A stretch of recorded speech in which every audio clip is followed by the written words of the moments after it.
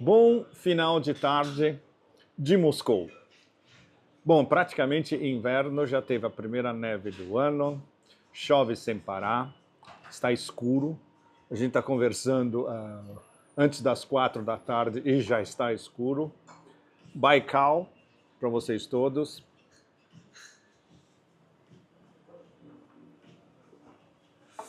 Bom, voltar à Rússia sempre é uma experiência extremamente forte e um redemoinho. No meu caso, eu chego, o redemoinho começa na sequência de voltar do aeroporto, ir para o meu pequeno estúdio e começa o furacão de encontros, de updates, de você o que você perdeu não estando na Rússia por algum tempo. Nesse caso, um pouco menos de 3 meses. Eu saí de Vladivostok 3 meses atrás para ir para a China. Bom, claro, é um redemoinho sem parar. No começo dessa semana, eu estou conversando com vocês no começo da semana, uma cúpula especial da Organização de Cooperação de Xangai, o Conselho de Chefes de Estado, representados pelos números 2 ou 3 de cada um dos membros da Organização de Cooperação de Xangai. Então está todo mundo aqui, gente super importante.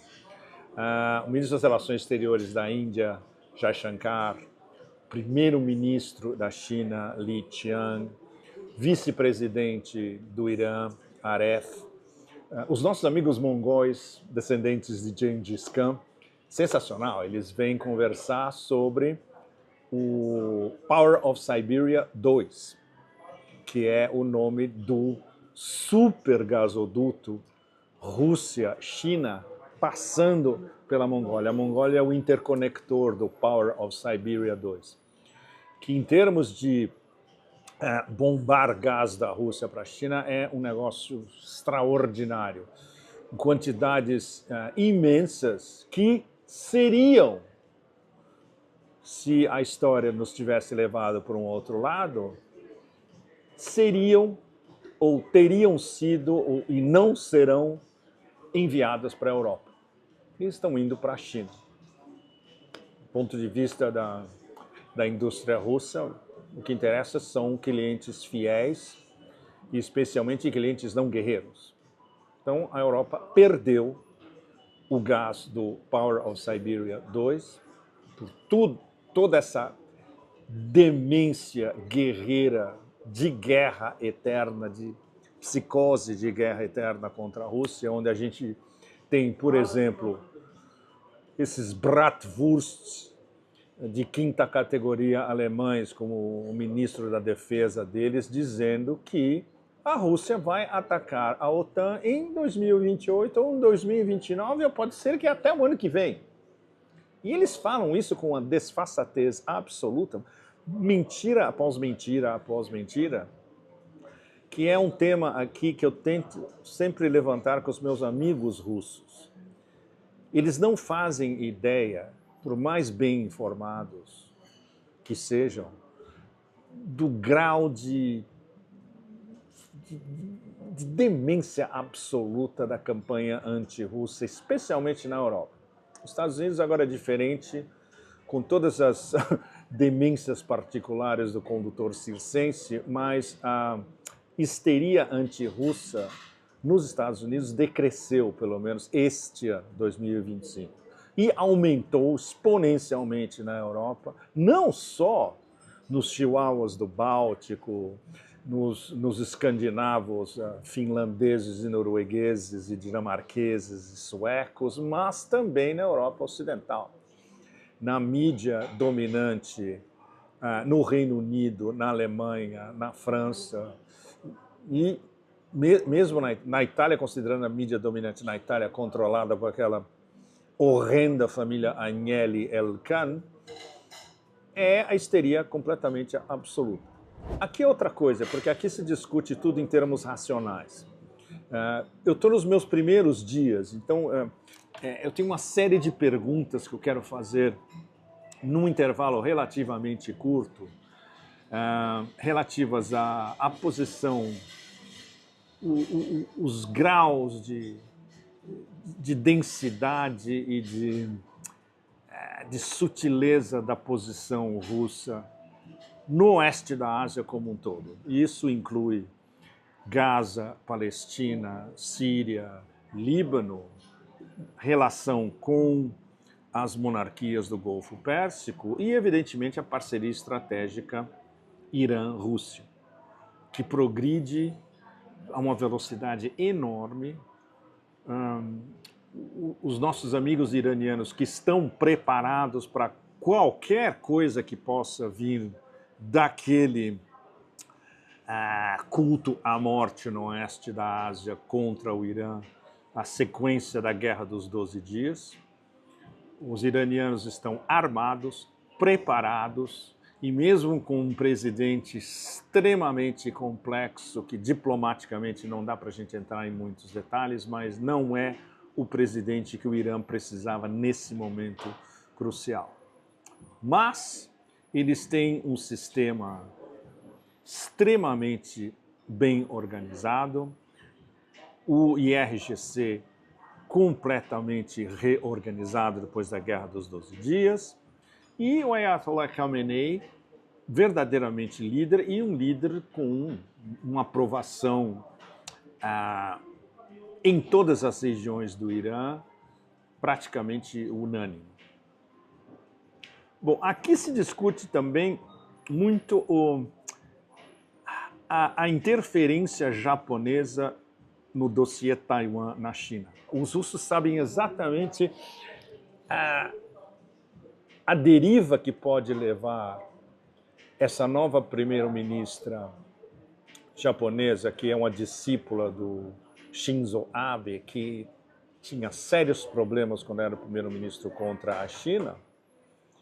E, evidentemente, isso tudo joga a favor do Império, porque o Império abre, assim, uma nova frente de contenção, entre aspas, da China, mas dessa vez relativamente discreta, porque é o Japão que está tomando o protagonismo. Bom, mas a resposta chinesa foi tão visceral e tão imediata que os japoneses já começaram a se retrair. A cabeça do poder chinês em relação a Taiwan e a estratégia está traçada desde Deng Xiaoping. Vai ser uma absorção, digamos, lenta, gradual e segura e pacífica, jamais violenta. Os Estados Unidos, seja qual for a administração, as elites americanas querem forçar a China a uma atitude drástica em relação a Taiwan. Isso não vai acontecer, a não ser que haja uma provocação absurda, que pode ser não só em relação a Taiwan, mas no Mar do Sul da China, para tentar atrair a China a uma resposta e a China ser culpada pelo Império, pelo Ocidente, de uma reação desmesurada. Isso é discutido aqui também ao mais alto nível.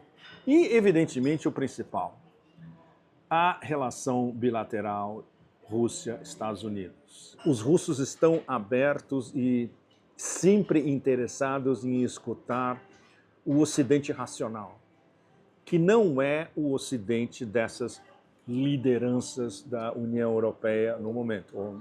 É um assunto que eu sempre discuto aqui com os meus interlocutores russos, que eles não têm a ideia da virulência e da demência da campanha anti-russa como um todo na Europa inteira. Bom, então, essa coordenação de ter ocidentais, nosso pequeno grupo, digamos, de analistas ocidentais que vêm à Rússia frequentemente e tem diálogo aqui, e nós somos sempre recebidos com uma graça e uma sofisticação extraordinária, e evidentemente a Eurásia inteira, que está aqui essa semana por causa dessa cúpula extra da Organização de Cooperação de Xangai, onde evidentemente não só eles estão discutindo geoeconomia, mas a volatilidade absoluta das relações internacionais. O que está acontecendo com Donald Trump? Claro,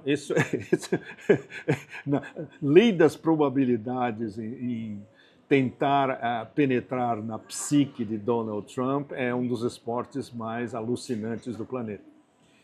Então os russos não têm nenhuma ilusão do que possa acontecer, inclusive a ilusão de um próximo encontro entre Putin e Trump, onde, claro, a paciência taoísta do ministro Lavrov fala, claro, enquanto não tiver as condições estabelecidas, não tem menor sentido a gente fazer um novo encontro. E isso significa uma coisa muito importante. São dois assuntos principais. Que ele tem que mudar a conversa, ele tem que mudar o foco do debate desses dois assuntos principais. A derrota estratégica iminente do Império e do Ocidente coletivo na Ucrânia. E isso que está agora o ritmo é muito mais rápido. Os escândalos estão começando a aflorar, ao ponto onde a estratégia de silêncio absoluto daqueles dementes da União Europeia, nem isso mais eles podem usar. Ou seja, eles tergiversam, como sempre. Como eles não podem admitir que eles nunca tiveram um plano B, que o plano A era sempre infligir uma derrota estratégica à Rússia, eles falam, tem esses problemas, tem esses escândalos, etc. Mas isso não pode desviar do objetivo final, que é fazer os russos pagarem, continua a mesma palhaçada. E o outro tema que é ainda mais crítico, que é a progressiva derrota praticamente inevitável do Império na guerra de tarifas de comércio e tecnológica contra a China. Esse é um assunto ainda mais sensível, que nem é mais discutido abertamente em Washington. O que nos leva ao tema fundamental dos últimos Pepe Cafés, que é o Império mudando a narrativa e concentrando no que considera os elos fracos no sul global e principalmente essa nova ofensiva na América Latina, que é uma doutrina Monroe 2.0 com um tsunami de esteroides por trás. Isso é muito, muito perigoso para a América Latina inteira, para o sul global inteiro, porque a ofensiva do Império do Caos sobre Trump e sobre essas elites acuadas nos Estados Unidos é contra o sul global como um todo. E eles estão selecionando alvos e ninguém sabe exatamente o que eles podem fazer em relação a esses alvos. Podem ser ataques diretos, indiretos, mini-revoluções coloridas a curto, médio e longo prazo, desestabilizações internas, comprando quintas colunas e, claro, e se aproveitando dos presentes literalmente vindos do céu, como ter aquele serra elétrica na Argentina, entregando a Argentina inteira como uma neocolônia para o Império do Caos e os seus especuladores financeiros e o Fundo Monetário Internacional. Ou seja, a Argentina, os Estados Unidos não tiveram que levantar literalmente um dedo para a Argentina cair, despencar no colo do Império. No caso da Venezuela, não. Eles vão ter que partir para algo radical com consequências inimagináveis, inclusive a possibilidade de que, se houver uma interferência realmente interna e inclusive no terreno, da Venezuela se transformar num novo Vietnã do século XXI. E no oeste da Ásia, evidentemente, depois deles comprarem praticamente todos, praticamente sem exceção, todos os governos árabes sunitas compraram totalmente. O Império comprou totalmente e todos estão dizendo ou prestando as suas homenagens de que esses acordos de Abraham Accords, os acordos de Abraão, que basicamente é a destruição da Palestina para o futuro, vai ser apoiado por todos esses regimes sunitas árabes ditos moderados e que basicamente são um bando de covardes, que não refletem a opinião pública no oeste da Ásia, no norte da África, no oeste da Ásia inteira. essa união BRICS, Organização de Cooperação de Xangai, por exemplo, vários dos principais líderes que estão aqui essa semana para a cúpula da Organização de Cooperação de Xangai, eles são membros plenos dos BRICS também. Então, essa interação BRICS, Organização de Cooperação de Xangai, é algo que já está acontecendo paulatinamente. Por exemplo, na conversa que eu tive uma conversa off the record. Algumas coisas que nós conversamos podem ser publicadas, eu pretendo publicar numa coluna brevemente. Com Sergei Glaziev, que é encarregado hoje, ele é o líder das negociações e do andamento do processo do que se chama União-Estado, Union State, Rússia e Bielorrússia. E ele nos recebeu no seu escritório com uma foto, nós tiramos inclusive uma foto com no fundo, na parede, Putin e Lukashenko apertando as mãos. E Glaziev responde diretamente ao presidente Putin. Então, várias das coisas que nós conversamos, e tinha amigos nossos que estão trabalhando no novo sistema de pagamento The Unit, que o ano que vem deve turbinar finalmente, a nível global, inclusive, várias dessas informações fundamentais, Glaziev vai passar para o presidente Putin. É muito, muito, muito, muito sério. E as perguntas e a análise, como ele é um dos principais economistas da Rússia e da Eurásia inteira. Por exemplo, em relação à dívida americana, Glaziev tem a tese principal dele é muito importante. E ele reiterou na nossa conversa de ontem. Ele tem certeza de que Trump vai passar essa dívida inteira para o Federal Reserve. Eles vão inventar um dólar digital. E isso, a responsabilidade da dívida vai ser desse dólar digital, que pode ser facilmente manipulável, e vai ser uma maneira de desaparecer com os 38 trilhões e subindo da dívida americana, e 9 trilhões de dólares por ano só de juros que eles têm que pagar. E isso é uma bola que vai aumentando. Todas essas discussões que se articulam aqui. Moscou é uma das capitais mundiais do diálogo. E do diálogo adulto. E do diálogo sem preconceitos. E do diálogo de temas extremamente espinhosos, inclusive temas espinhosos para os próprios russos. Bom, então isso são os primeiros dias, digamos. Na semana que vem, no nosso próximo café, a gente vai entrar em detalhes do todo o resto que foi discutido durante essa semana e o começo da semana que vem. E, claro, me perguntam muito sobre a China, desde que eu cheguei, porque muita gente sabe que eu passei um bom tempo na China, que eu voltei ao Xinjiang, e muitos russos que estão começando a ir mais para a China, porque agora os russos também têm, algo, por exemplo, que os brasileiros já têm, um visto para a China de 30 dias. Ou seja, como diria o presidente Xi Jinping, esses contatos pessoa a pessoa, cada vez mais entre russos e chineses vão estar mais aprofundados. E tem um subtema incluído em tudo isso, que é a necessidade de mais contatos a um nível mais alto de academia e de think tanks. Não há um número suficiente de experts russos especializados em China e, mais ainda, não há um número suficiente de experts chineses especializados em Rússia.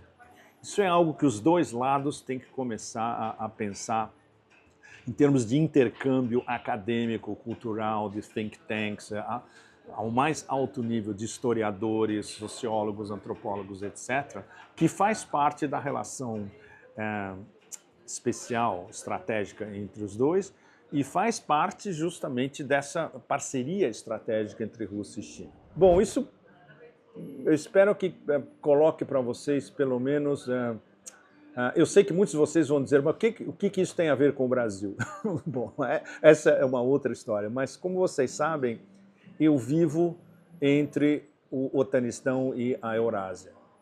E o meu trabalho, basicamente, é de tentar explicar o que acontece nesse eixo alucinante, que vai de Washington, atravessando essa esfera atlanticista até o Otanistão e depois atravessando da Turquia para tudo que está aqui através da Eurásia.